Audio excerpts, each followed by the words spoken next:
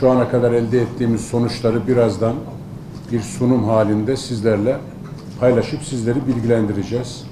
Bugünkü toplantımızda bir öncekilerden farklı olarak arkadaşlarımız, emniyet ve jandarma birimlerimiz ortaklaşa bir kısa briefing hazırladılar.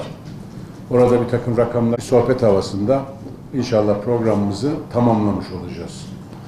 Bugünkü sunumumuzu Asayiş Şube Müdürümüz Fatih İşlek Bey yapacak. İfade ettiğim gibi hem emniyet hem de jandarmanın ortak sunumu şeklinde bu bilgilendirme gerçekleşecek. Eleştirilerin ya da önerilerin tamamını titizlikle ilgili birimlerimizde biz çabalara karşı da ihtiyatlı, dikkatli olmak zorundayız. Yani sokaklarda burada devlet bu işi yapamıyor. Bu işe artık biz el atacağız tarzı bir takım şeyler kulağımıza geliyor. Son 5 yıllık dönem içerisinde Diyarbakır ilimizin tamamına ilişkin emniyet ve jandarma bölgesi ortak bir şekilde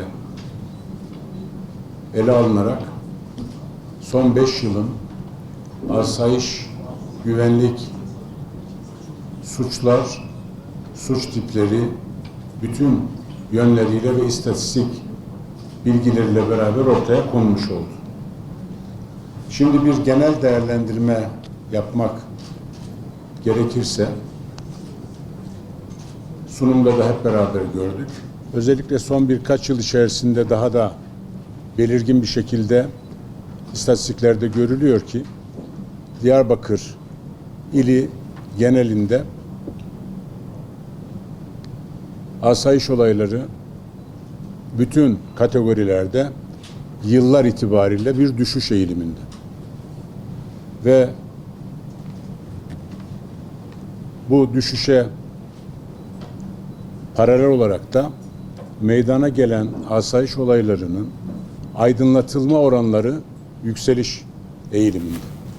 Yani Diyarbakır'da emniyet ve jandarma birimlerimiz ve diğer paydaş kurumlarımız, adliye gibi, diğer kurumlar gibi ortaya koydukları başarılı çalışmalar neticesinde ve yapılan operasyonların sayısının da artırılması sonucunda Diyarbakır'da asayiş suçlarının tamamında önemli oranda azalışlar yıllar itibariyle ortaya konmuş durumdadır. Arkadaşlar ifade ettiler. Aydınlatma oranları mesela 2022'de asayiş suçlarında %79 iken bugün 2025 sonu itibariyle %96'ya ulaştı. 2026 yılının ilk 7 ayında baktığımızda bu oran %98'i bulmuş durumda. Dolayısıyla biz Diyarbakır olarak esasında asayiş suçlarında en çok olay azalan iller sıralamasında 30 büyükşehir içerisinde 2. sıradayız. Tabii sadece kişilere karşı işlenen suçlar, mal varlığına karşı işlenen suçlar gibi temel asayiş suçları bakımından meseleye bakmıyoruz.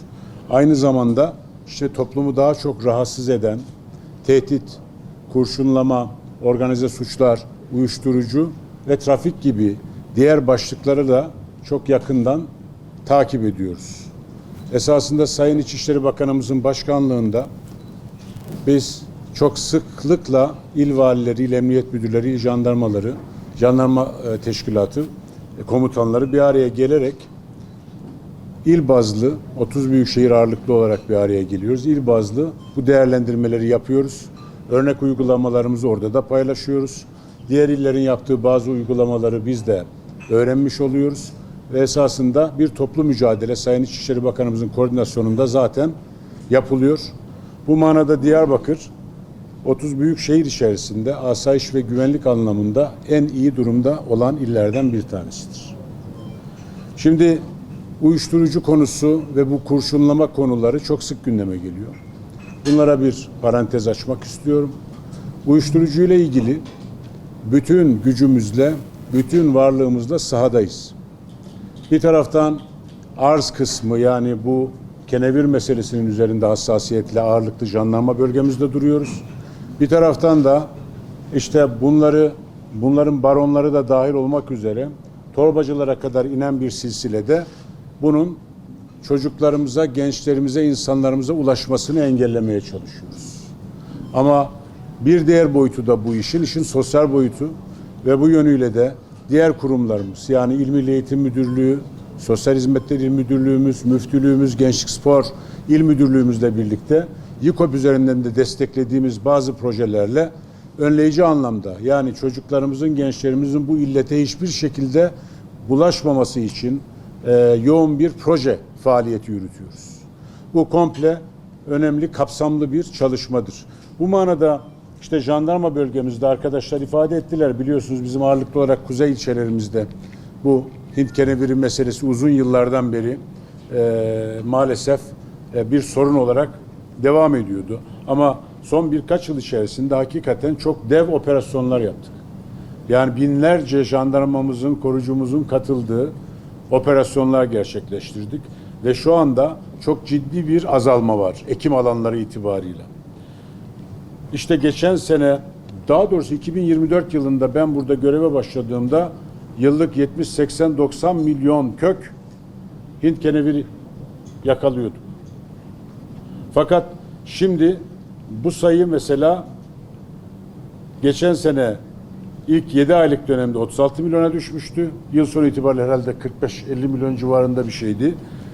Şimdi geçen yılın 7 ayıyla bu senenin 7 ayına baktığımızda geçen sene ilk 7 ayda 36 milyon kök kenevir yakalanmışken, imha edilmişken daha doğrusu, aynı dönemde bu yıl sadece 4,7 milyon kenevir imha edildi. Bu büyük bir başarıdır. Yani jandarmamız bizlerin koordinasyonunda ve riyasetinde ilgili kurumlarla işbirliği içerisinde artık o bölgelerde kenevir ekimini ciddi şekilde engellemiş durumdadır. Ve artık öyle büyük tarlalar, pervasız, fütursuzca ekilen alanlar filan oralarda görmek mümkün değildir.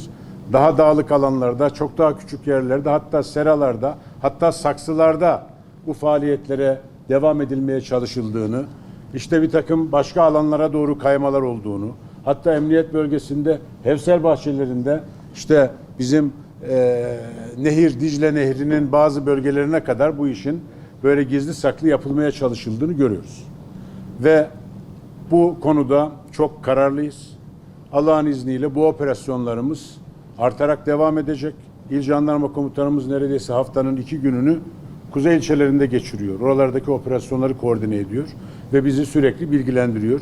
Zaten bir uyuşturucu mücadele eylem planımız var. O çerçevede bu kısımla ilgili eylemleri çok sıkı bir şekilde sürdürüyoruz. İşin bir başka boyutu tabii şehir içerisinde, ilçe merkezlerinde ve şehir merkezinde torbacı tabir ettiğimiz işte bu uyuşturucuları muhataplarıyla, gençlerle çoğunlukla buluşturmaya çalışan torbacılar var malum. Bunlara dönük olarak da bu sene Diyarbakır tarihinin, biliyorsunuz geçtiğimiz aylarda Diyarbakır tarihinin en büyük operasyonunu, Narko Kapan adıyla en büyük operasyonunu gerçekleştirdik. Ulusal basında da, yerel basında da sağ olun sizler yer verdiniz ve orada bir seferde 324 kişi tutuklandı. Yani bu hakikaten çok büyük bir sayıdır ve bu mücadele hız kesmeden, bir an bile ara verilmeden devam ediyor. Çocuklarımızı, gençlerimizi, insanlarımızı zehirlemeye çalışan bu zehir tacirlerine göz açtırmamak üzere tüm ilgili kurumlarımızla, kolluk birimlerimizle Allah'ın izniyle mücadeleye devam edeceğiz. Ve bu zehir tacirlerini, bu baronları, bu torbacıları, bunların başlarını ezeceğiz, kafalarını ezeceğiz. Bunu buradan, Diyarbakır'dan sizlerle paylaşmak istiyorum.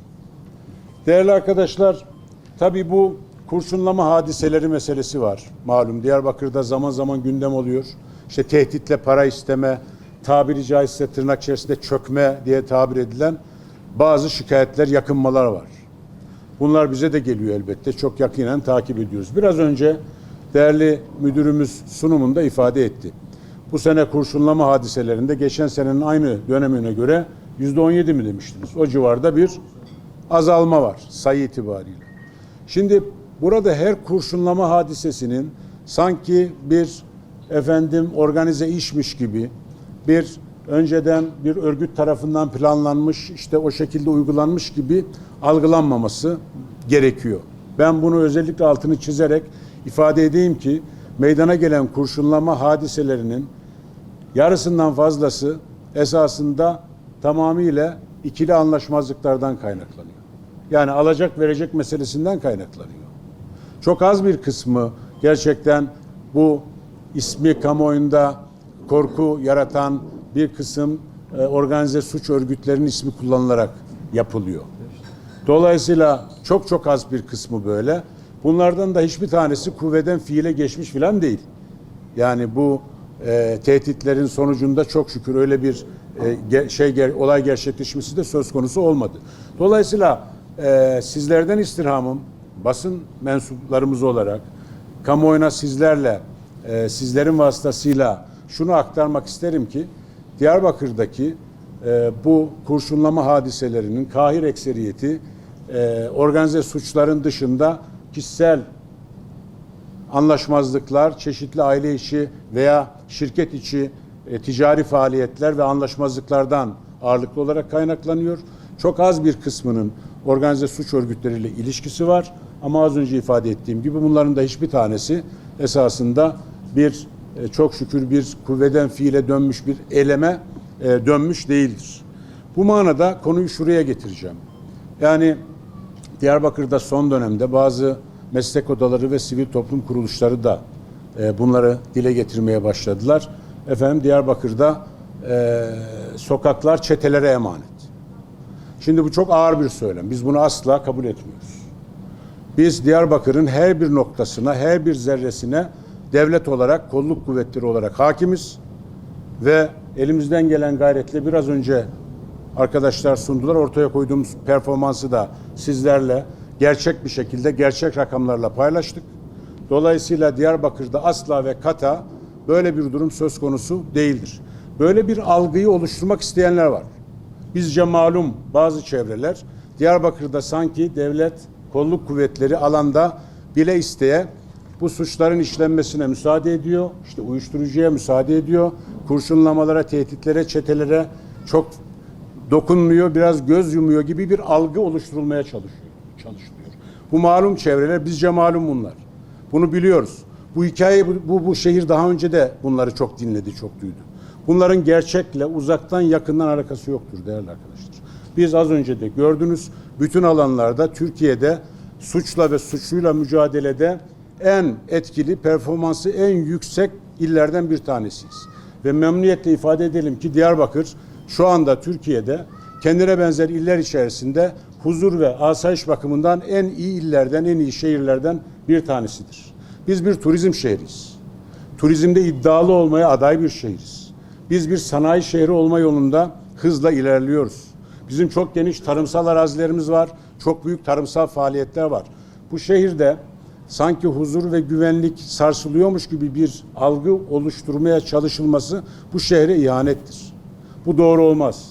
Bakın güvenli olmayan hiçbir şehre turizm gelmez. Güvenli olmayan hiçbir şehre sanayici, yatırımcı gelmez. Bu şehir bunları yıllarca yaşadı.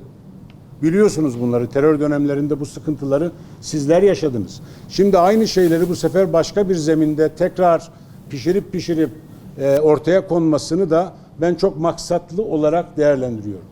Bunu söyleyelim. Elbette ki Diyarbakır'da da suç işlemeye meyyal insanlar var. Bazı suç örgütlerinin faaliyetleri var. Bir takım asayiş suçları var ama bunlar öyle bazı çevrelerce iddia edildiği gibi günlük yaşamı anormal şekilde etkileyen, burayı yaşanmaz kılan bir mahiyette asla değildir. Diğer kendine benzeyen illerde ortalama neyse Diyarbakır'da 3 aşağı 5 yukarı aynı durumdadır. Bazı alanlarda da en iyi sıradadır, az önce ifade edildi. Dolayısıyla bu söylemlere itibar edilmemesi gerekir. Devletin resmi kurumları olarak, il valisi olarak biz buradayız. Kolluk kuvvetlerimiz burada. Bununla ilgili ne zaman bir bilgiye, belgeye ihtiyacınız olursa lütfen bizlerin basın birimleriyle irtibata geçerek doğru bilgileri kamuoyuyla paylaşalım. Bu şehir hepimizin, bu şehirde insanların umudu var. Gerçekten son dönemde işte terörsüz Türkiye süreciyle birlikte ki evvelki gün bununla ilgili çok önemli adımlar da atıldı. İnşallah hem ilimiz hem bölgemiz hem de ülkemiz için hayırlara vesile olsun. Artık bu süreçte insanlar burada huzurlu bir şekilde yaşamak istiyorlar. Ticaret yapmak istiyorlar. Yatırım yapmak istiyorlar. Tarımsal faaliyetlerini artırmak istiyorlar. Üretimlerini geliştirmek istiyorlar. Eğlenmek istiyorlar, dinlenmek istiyorlar. Velhasılı kelam insanımız huzurlu bir şekilde yaşamak istiyor. Biz de bütün gücümüzle ve imkanlarımızla bu huzuru ve güvenliği, bu ortamı sağlamaya gayret ediyoruz. Bunu altını çizerek tekrar ifade edeyim ki oluşturulmaya çalışılan algı kasıtlı olarak ortaya konuyor. Gerçekle uzaktan yakından alakası yoktur. Diyarbakır şehrinde organize suç örgütleri, çeteler vesaire gibi suç örgütleri diğer illere göre daha fazla değildir. Böyle bir yoğunluk Diyarbakır'da söz konusu değildir. Hatta yıldan yıla olay sayılarında azalma, operasyon sayılarında artma, aydınlatma oranlarında, yakalamalarda artmayı da hep beraber biraz önce sunumda gördük değerli arkadaşlar. Dolayısıyla bu konularda basınımızın mutlaka bizlerle irtibatlı olması, doğru bilgilerle kamuoyunu bilgilendirmesinde ben çok büyük bir fayda mülahaza ediyorum.